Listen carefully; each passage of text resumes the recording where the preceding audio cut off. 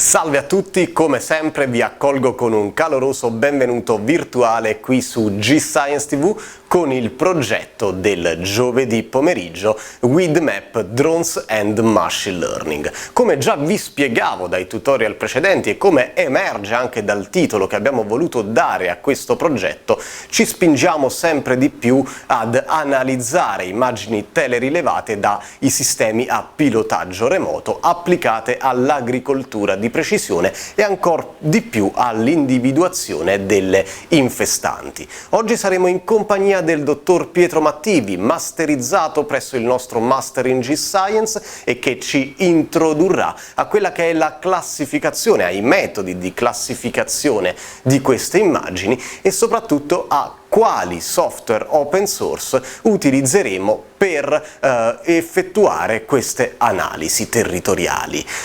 Dopodiché ci spingeremo anche a capire come determinare l'accuratezza delle nostre analisi attraverso una matrice di confusione e seguiremo un flusso in 5 video tutorial. Io ringrazio il dottor Pietro Mattivi per la disponibilità e vi lascio a questo nuovo contenuto With Map. Grazie ancora, non dimenticate di fare subscribe qui in basso a destra per restare sempre aggiornati sulle nostre iniziative e video tutorial e auguro una buona giornata a tutti quanti voi.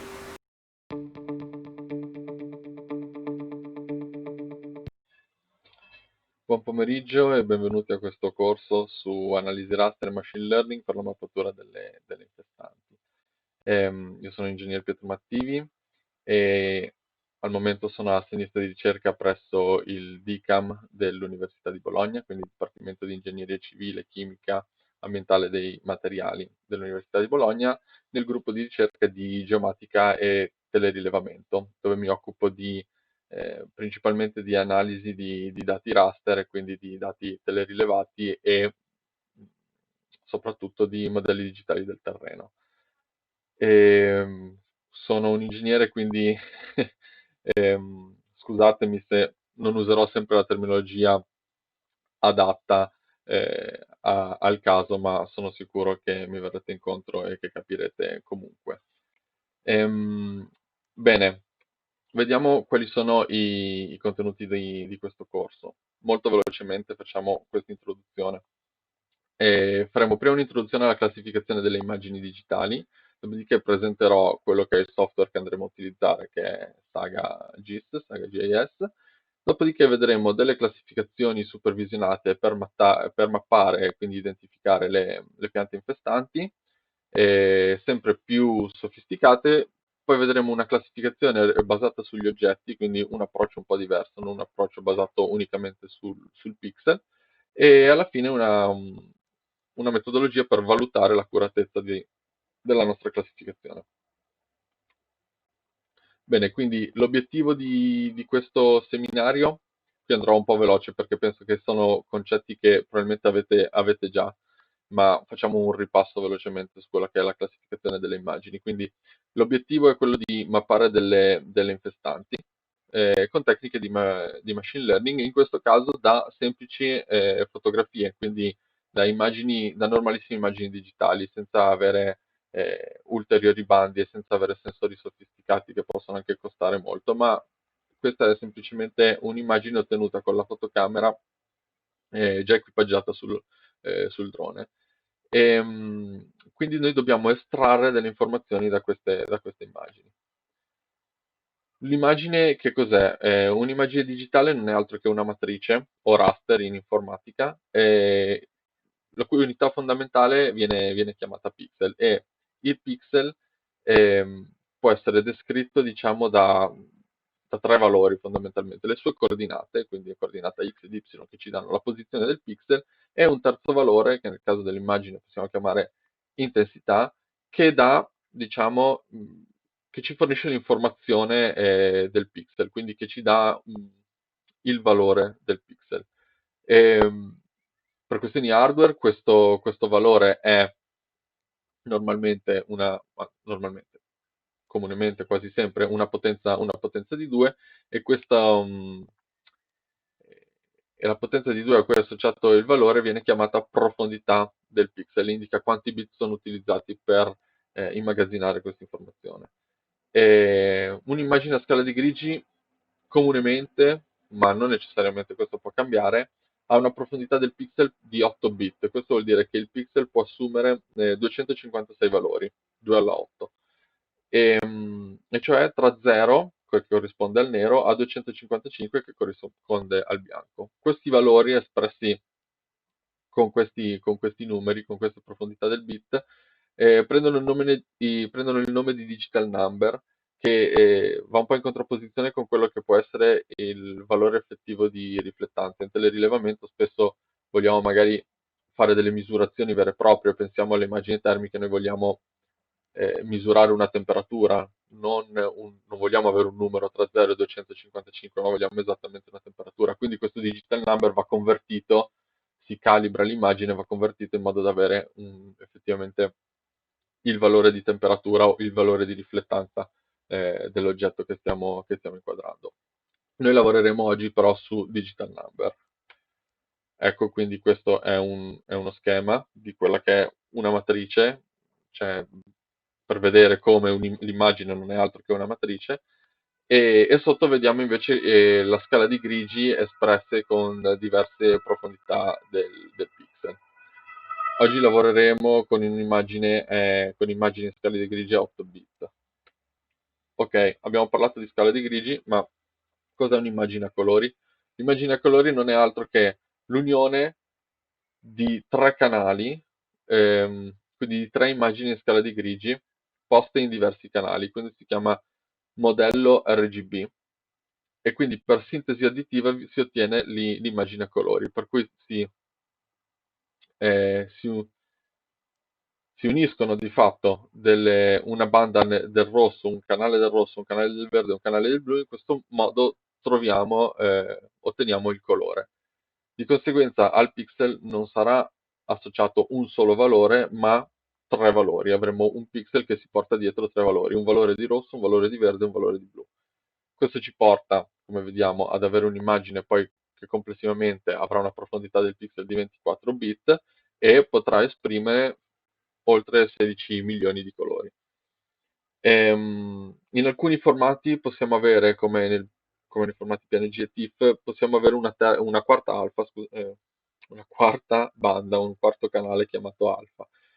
Questo prende il nome di modello RGBA, e il canale alfa non fa altro che portare informazioni sui pixel trasparenti e i pixel opachi, quindi sulla opacità dell'immagine, nel caso ci siano alcuni pixel che non devono essere visualizzati. È il canale alfa che porta questa informazione. Questo perché l'immagine è una matrice comunque, quindi è un rettangolo, e può essere che in alcune immagini noi non vogliamo effettivamente un'immagine rettangolare. Pensiamo agli sticker dei messaggi sul cellulare, noi vogliamo che sia ritagliata. Bene, questo ritaglio ci viene fornito dalla banda alfa. Ecco, vediamo qui un esempio, anche se le frecce qui sono portate al contrario, ma si sono rivolte al contrario, scusate. Ma vediamo che appunto non sono altro che tre immagini in scala di grigi che, inserite nel corretto canale, non fanno altro che darci la nostra immagine a colori naturali. Vediamo infatti che mh, una maggiore intensità nel rosso corrisponde a un colore più chiaro nella relativa immagine a scala di grigi. Vediamo qui, il pappagallo alla fine apparirà rosso, e abbiamo sul pappagallo un'intensità per il canale del rosso molto alta. Questo vale per le comuni immagini digitali, dove il sensore è uno soltanto, e con una tecnica che viene chiamata demosaicing si separano i tre canali, e si ottiene in questo modo per tutta l'immagine il canale del rosso, il canale del verde e il canale del blu. Se abbiamo altri sensori, ovviamente più costosi e più avanzati, possiamo ottenere più informazioni dell'intero spettro elettromagnetico, eh, come sensori multispettrali, dove possiamo avere 10-12 bande, o iperspettrali, dove possiamo avere centinaia di bande. Ecco, i valori che le bande danno al diverso pixel, quindi tutto questo set di valori che il pixel si porta dietro prende il nome di pattern. Che cos'è una classificazione di immagini? La classificazione di immagini significa che noi vogliamo assegnare una certa etichetta ad ogni pixel, cioè ad ogni pixel lo vogliamo assegnare ad una categoria, o più in generale questa è una classificazione statistica. Noi vogliamo assegnare un determinato oggetto che si porta dietro determinati valori, un determinato dato ad una categoria. Per esempio, per un'immagine in satellitare noi possiamo immaginare di voler classificare certi pixel come casa, certi pixel come strada e altri pixel come albero. Ehm, quindi noi sulle nostre immagini andremo a fare proprio questo, andremo a identificare quei pixel che corrispondono alle piante infestanti. La classificazione quindi si basa basata sul pixel, si basa sulle informazioni spettrali che si porta dietro il pixel, quindi nel nostro caso alle sue componenti R, G e B.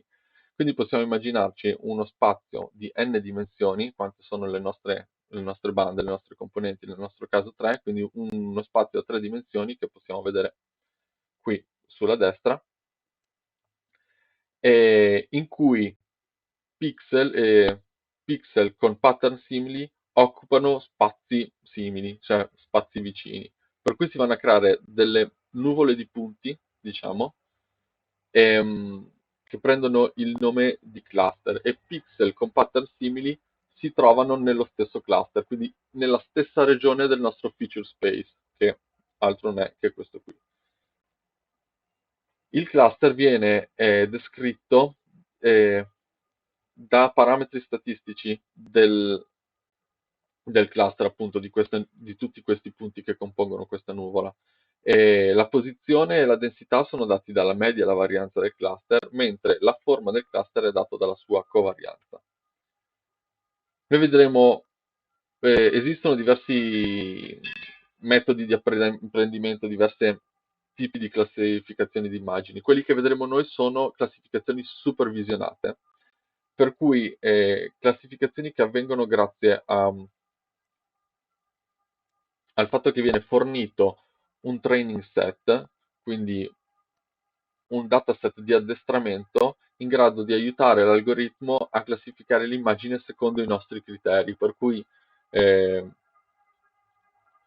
una classificazione non supervisionata, quindi senza set di addestramento, porterebbe l'algoritmo a dividere l'immagine in delle regioni con caratteristiche simili, scelte puramente dalla statistica, quindi scelte dall'algoritmo che riesce a individuare queste nuvole all'interno del feature space, quindi dello spazio RGB. Con la classificazione supervisionata noi andiamo a dirgli: guarda, quest'area qui, questi pixel con questo pattern, con queste caratteristiche sono casa, quindi tutti i pixel che troverai con queste caratteristiche voglio che me li etichetti come casa, mentre i pixel con altre caratteristiche voglio che me li classifichi come albero. Poi esistono delle classificazioni semi supervisionate, ma non le vedremo e non ci perderei tempo. Comunque si tratta di tecniche miste, diciamo. Bene, il software che utilizziamo è Saga GIS. Perché Saga? Software open source, sono sicuro che avete utilizzato QGIS e quindi vi abbiano già illustrato su cosa significa open source. È inoltre un'applicazione portable, non richiede installazione, avrete soltanto una cartella con all'interno tutti i moduli, tutte le librerie di Saga e l'eseguibile di Saga, l'interfaccia di Saga, e questo ha il vantaggio di non andare a mettere mano ai registri del vostro computer, ma soprattutto è un'applicazione che voi potete mettervi su una pen drive, su una pennetta, portarla in un altro computer, caricarla e avrete già il vostro software con le vostre impostazioni pronto all'utilizzo senza dover installare né nulla. È un software che nasce per l'analisi di raster, anche se è un GIS completo, e ha diversi tool e moduli specifici per l'elaborazione di immagini, e questo ovviamente ci torna molto utile. Alcuni di questi tool sono tecniche di machine learning che tipicamente richiedono delle conoscenze di programmazione. In questo caso però l'implementazione è semplificata, per cui si possono utilizzare questi strumenti molto complessi anche senza avere conoscenze di programmazione. E tutto questo ce l'abbiamo all'interno di un GIS completo, per cui è un software che può fare tutte le operazioni che fa un altro GIS e può lavorare con raster, vettoriali, con tabelle e con immagini, quindi insomma questo torna molto comodo anche per non perdere magari la georeferenziazione, che è assolutamente fondamentale. Quindi ora vedremo come scaricare il software dal sito e successivamente ci butteremo nella-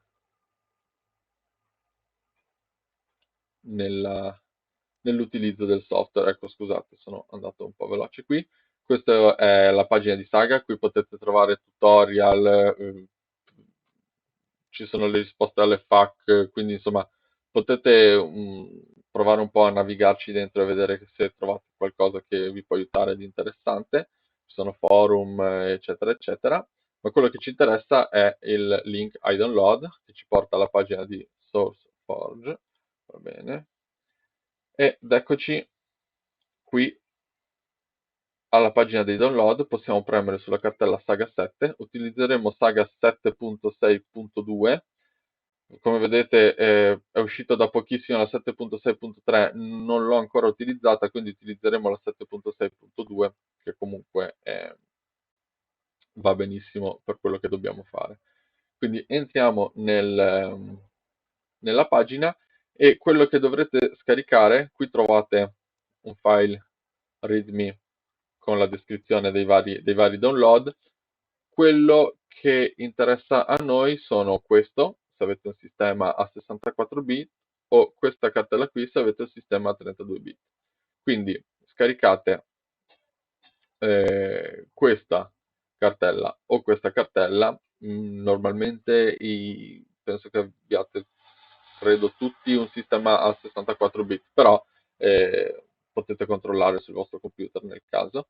In ogni caso potete scaricare questa cartella e fare l'unzip sul vostro desktop, e nel prossimo video vedremo eh, come avviare Saga e avremo, insomma, inizieremo a orientarci all'interno del software.